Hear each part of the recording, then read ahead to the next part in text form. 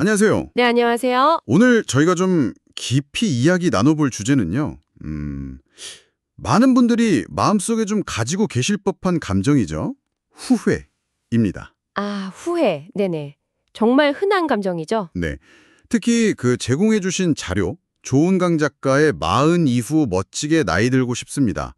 그 발췌 내용을 보면서 좀 더 구체적으로 파고들어 볼까 합니다. 네, 좋은 내용이 많더라고요. 혹시 지금도 지나간 일들 떠올리면서 그때 이랬더라면 하고 좀 후회의 무게를 느끼고 계신 건 아닌가요? 그럴 때가 있죠, 누구나. 네. 마침 이 자료에서도 딱 이런 구절이 있더라고요. 후회는 그저 뒤늦은 변명일 뿐이다. 말과 생각의 군더더기다. 좀 세게 말하죠. 네, 아주 단호하네요. 그러면서 후회할 시간과 에너지가 있다면 지금 내가 할 수 있는 일에 집중하고 앞으로 나아가는 것이 훨씬 낫다. 이 말이 참 와닿으면서도 쉽진 않은 얘기 같아요. 그렇죠. 머리로는 아는데 마음이 잘 안 따라줄 때가 많죠. 맞아요. 그래서 오늘은 이 후회라는 감정이 도대체 뭔지 그 본질을 좀 파헤쳐보고 네네. 어떻게 하면 여기서 좀 벗어나서 현재에 집중하고 또 앞으로 나아갈 수 있을지 그 방법을 같이 찾아보는 시간을 갖겠습니다. 좋습니다. 우선 후회랑 반성 이게 좀 비슷해 보이는데 자료에서는 이걸 명확하게 구분해야 한다고 딱 짚어주더라고요. 네, 그게 아주 중요한 시작점인 것 같아요. 후회는 좀 감성적인 집착에 가깝고 반성은 이성적인 성찰이다. 이렇게요. 그렇죠. 그러니까 후회는 과거에 매달려서 좀 자기를 괴롭히는 네, 약간 파괴적인 느낌이죠? 반면 반성은 실수에서 교훈을 얻으려는 좀 건설적인 노력이라고 볼 수 있겠네요. 정확합니다. 작가가 이걸 비유로 되게 잘 설명하는데요. 반성은 정원사가 나무 잘 자라라고 시든 가지를 쳐내는 것과 같다고 해요. 네. 미래를 위한 거죠. 근데 후회는 물에 빠진 사람이 그냥 허우적대는 것과 같다는 거예요. 에너지만 쓰고. 네, 힘만 빠지고 아무런 도움이 안 되는 거죠, 현재. 그렇군요. 그래서 중요한 건 반성은 하되 그게 자책이나 끝없는 후회로 빠지지 않도록 경계하는 거. 그게 핵심인 것 같아요. 작가가 말하잖아요. 과거는 배움의 장소이지 영원히 갇혀있을 감옥이 아니다. 그 말이 참 기억해야 할 것 같아요. 감옥이 아니다. 네. 듣고 보니 그럼 우리는 왜 이렇게 후회라는 감정에 쉽게 빠지는 걸까 궁금해지는데요. 네, 그 원인을 알아야 좀 벗어날 수 있겠죠. 자료에서는 한 가지 이유로 완벽하고 싶은 욕망을 들더라고요. 완벽주의요. 네, 실수 없이 완벽하게 살고 싶은데 현실은 그럴 수 없잖아요, 사실. 그렇죠. 누구나 실수는 하는 거니까요. 아이가 걸음마 배울 때 수없이 넘어지는 것처럼 실수나 좀 잘못된 선택 같은 게 어쩌면 삶의 당연한 부분일 텐데 맞아요. 근데 그 완벽주의적인 성향이 있으면 과거의 그 작은 선택 하나하나에 얽매이게 되는 것 같아요. 네, 그때 왜 그랬을까 하면서 그렇죠. 근데 작가가 강조하는 건 넘어졌다는 사실 그 자체가 아니라 넘어져도 다시 일어설 수 있다는 거, 그 회복 탄력성이 중요하다는 거죠. 다시 일어서는 힘? 네. 자료에서도 말하듯이 과거의 실수가 지금의 당신을 막 규정하거나 정죄하도록 내버려두지 말라는 거예요. 경험들을 발판 삼아서 더 지혜로워지고 성숙해지는 계기로 만들라는 거죠. 완벽을 추구하는 건 좋은데 지금의 좀 불완전한 모습까지도 좀 따뜻하게 받아들이는 자세, 그게 필요하다는 것 같아요. 네, 완벽주의의 덫에서 좀 벗어날 필요가 있겠네요. 그렇죠. 그런데 이 후회가 단순히 그냥 기분만 나쁜 게 아니라 현재 삶에도 직접 영향을 미친다는 점, 이것도 좀 봐야 할 것 같아요. 네, 아주 실질적인 영향을 주죠. 자료에서 보니까 후회가 에너지랑 집중력을 막 분산시킨대요. 그래서 정작 지금 해야 할 일들을 자꾸 미루게 된다는 거죠. 네, 그럴 수 있겠네요. 과거 생각하느라. 네, 운전할 때 비유가 딱이었어요. 백미러만 계속 보고 있으면 앞으로 못 가잖아요. 그렇죠. 사고 나기 십상이죠. 네, 사고 위험만 높아지는 것처럼 후회만 하고 있으면 앞으로 나아가질 못한다는 거죠. 그 비유가 정말 적절하네요. 실질적인 영향이 크다는 의미죠.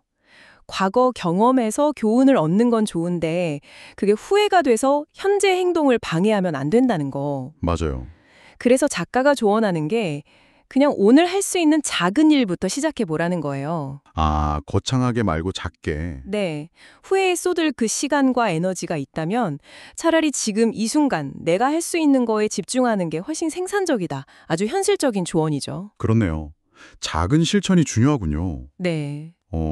근데 자기 자신에 대한 후회도 있지만 다른 사람과의 관계에 대한 후회, 이것도 참 만만치 않은 것 같아요. 아, 그렇죠. 관계 후에 정말 마음 아프죠. 그 사람한테 좀 더 잘해줄 걸. 아, 그때 내가 왜 그런 말을 했을까? 뭐 이런 거요. 네. 특히 뭐랄까 관계가 이미 끝나버렸거나 아니면 상대방이 세상을 떠났거나 할 때는 더 깊은 상처로 남기도 하고요. 맞아요. 돌이킬 수 없으니까 더 그런 것 같아요. 그렇죠. 그런데 이 부분에서 작가가 되게 중요한 관점 전환을 이야기해요. 어떤 건가요? 이미 지나간 관계의 아쉬움을 계속 곱씹기보다는 그 에너지를 지금 내 곁에 있는 사람들한테 더 쏟는 게 훨씬 의미 있다는 거예요. 아, 과거가 아니라 현재의 관계에 집중하라. 네. 후회는 과거를 바꿀 수 없잖아요.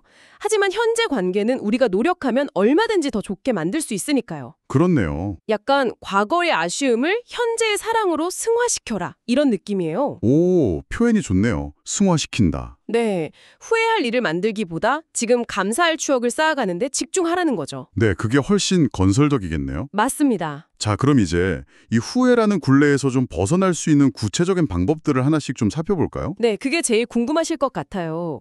자료에서 첫 번째로 제시하는 열쇠가 용서더라고요. 용서. 용서. 누구를 용서하는 걸까요? 일단 자기 자신부터요. 과거에 실수했던 나, 부족했던 나를 계속 질책하는 걸 멈추라는 거죠. 아, 자기 용서? 네, 자기 자신을 좀 너그럽게 받아들이는 거. 상처에 계속 소금 뿌리는 짓을 멈춰라. 뭐 이렇게 표현하던데요. 좀 아픈 비유네요. 근데 맞는 말 같아요. 그렇죠.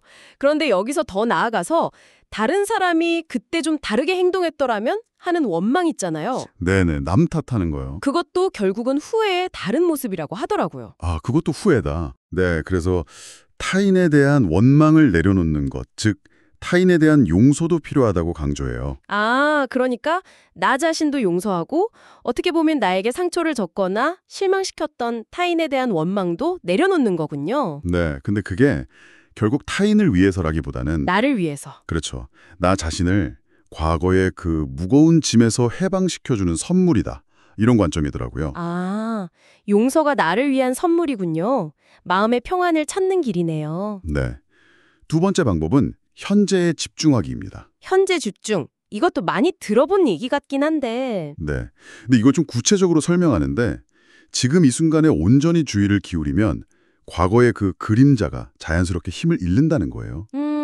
어떻게 그럴 수 있을까요? 어둠 속에서 촛불 하나 켜면 그 주변이 밝아지는 것처럼요. 아, 현재라는 빛 안에 있으면 과거의 어둠은 저절로 희미해진다는 거죠. 오, 비유가 시적이네요. 네.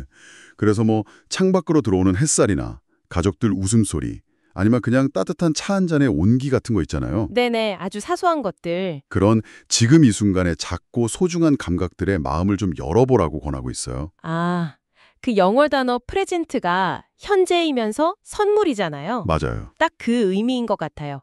현재가 우리에게 주어진 선물이고 그 안에서 자유를 누리라는 거죠. 과거의 족쇄에서 벗어나서. 네. 그 현재라는 자유 속에서 새로운 희망이나 기쁨, 행복을 만들어갈 수 있다. 이런 메시지 같아요. 좋네요. 현재에 집중하기. 세 번째 방법은 감사 선택하기입니다. 감사요? 후회랑 감사가 어떻게 연결되죠? 이게 되게 흥미로운데요. 같은 과거 경험이라도 어떤 렌즈로 보느냐에 따라 완전히 다르게 해석될 수 있다는 거예요. 아, 관점의 전환이군요. 네. 과거의 실패나 상처, 아픔에만 계속 초점을 맞추면 삶이 너무 어둡잖아요. 그렇죠. 온통 잿빛이죠. 그런데 그 경험 속에서도 내가 뭘 배웠지, 어떤 점이 성장했지, 그때 만난 좋은 사람은 없었나? 이렇게 찾아보면 감사할 거리가 분명히 있다는 거예요. 아, 예를 들면 어떤 게 있을까요? 자료에서는 뭐 사업에 실패했지만 덕분에 진짜 친구를 알게 됐다거나 아, 네네. 아니면 아픈 이별을 겪었지만 그걸 통해 다른 사람의 고통을 더 깊이 이해하게 됐다거나 이런 식으로요. 아, 그러네요. 실패 속에서도 긍정적인 면을 찾아보는 거군요. 네, 이건 진짜 적극적인 선택인 것 같아요. 작가 표현대로라면 후회라는 색안경을 벗고 감사라는 새로운 관점으로 인생을 다시 보는 연습이 필요하다는 거죠. 모든 경험에는 배울 점이 있고 그 안에서 감사를 찾는 건 우리의 선택에 달렸다. 이런 말이네요. 네, 맞아요. 통찰력이 느껴지는 부분이었어요. 네. 자, 그리고 마지막 네 번째 방법입니다. 앞으로 나아갈 용기 갖기. 용기. 이게 또 중요하죠. 네. 과거에 계속 머물러 있는 게 뭐랄까 당장은 좀 안전하게 느껴질 수도 있잖아요. 익숙하니까. 그렇죠. 변화는 두려우니까요. 근데 실제로는 그게 성장을 막는 정체의 늪과 같다고 딱 지적해요. 아, 정체의 늪. 네. 물론 새로운 걸 시도하는 건 두렵죠. 실패할까 봐 걱정되고. 네. 하지만 그 두려움 너머에 진짜 변화와 성장의 가능성이 있다는 거예요. 넘어졌다고 그 자리에 그냥 주저앉아서 후회만 하고 있지 말고. 네, 툭툭 털고 일어나야죠. 그렇죠. 툴툴 털고 일어나서 다시 한 걸음 내딛는 것. 그게 진짜 용기다. 이렇게 힘주어 말하더라고요. 어떻게 보면 과거의 실패를 더 이상 두려워하지 말라는 격려 같아요. 네, 맞는 것 같아요. 오히려 그걸 디딤돌 삼아서 더 높은 곳으로 가라는 거죠. 우리가 지금까지 쌓아온 경험이나 지혜 같은 걸 좀 믿고, 아, 나 자신을 좀 믿고. 네, 새로운 도전을 좀 받아들이면서 뒤돌아보는 후회의 삶 말고 앞을 보는 희망의 삶을 선택해라. 이런 강력한 메시지인 거죠. 네, 선택이라는 말이 계속 나오네요. 용서도 그렇고, 감사도 그렇고, 희망도 그렇고. 그렇죠. 결국 우리의 태도와 선택에 달린 문제라는 거겠죠. 오늘 저희가 조은강 작가의 글을 바탕으로 후회라는 감정에 대해서 그리고 그걸 좀 넘어서는 방법에 대해서 쭉 이야기를 나눠봤습니다. 네, 여러 가지 방법들을 살펴봤네요. 정리를 좀 해보자면 핵심은 후회는 좀 비생산적이고 감성적인 소모에 가깝다. 네, 대신 과거에서는 이성적인 성찰을 통해 교훈을 얻는 게 중요하다는 거였고요. 그렇죠. 반성이죠. 그리고 완벽하지 않은 나를 좀 받아들이고 과거보다는 지금 여기, 현재의 삶과 관계에 집중하고 네, 용서와 감사를 통해서 마음의 평화를 찾고 마지막으로 미래를 향해 나아갈 용기를 갖는 것. 이게 중요하다는 걸 다시 한번 확인한 것 같습니다. 네, 맞습니다. 오늘 나눈 이야기들을 쭉 관통하는 질문 하나를 던져보면서 마무리하면 어떨까 싶은데요. 네, 좋습니다. 자료에 인용된 성경 구절도 있잖아요. 빌립보서 말씀인데 뒤에 있는 것은 잊어버리고 앞에 있는 것을 잡으려고 나아간다. 아, 네. 이 구절처럼 지금 당신이 앞으로 나아가기 위해서 의식적으로 좀 잊어버려야 할 혹은 흘려보내야 할 과거의 후회는 구체적으로 뭘까? 한번 떠올려 보시고요. 내가 내려놓아야 할 후회. 네. 그리고 그걸 기꺼이 내려놓았을 때 당신이 새롭게 붙잡고 나아가고 싶은 앞에 있는 것, 그건 또 무엇일지 잠시 생각해보는 시간을 가져보시면 어떨까 싶습니다. 아, 네. 뒤에 것을 잊고 앞에 것을 잡는다. 나에게 그게 뭘까? 한번 깊이 생각해 볼 질문이네요. 네.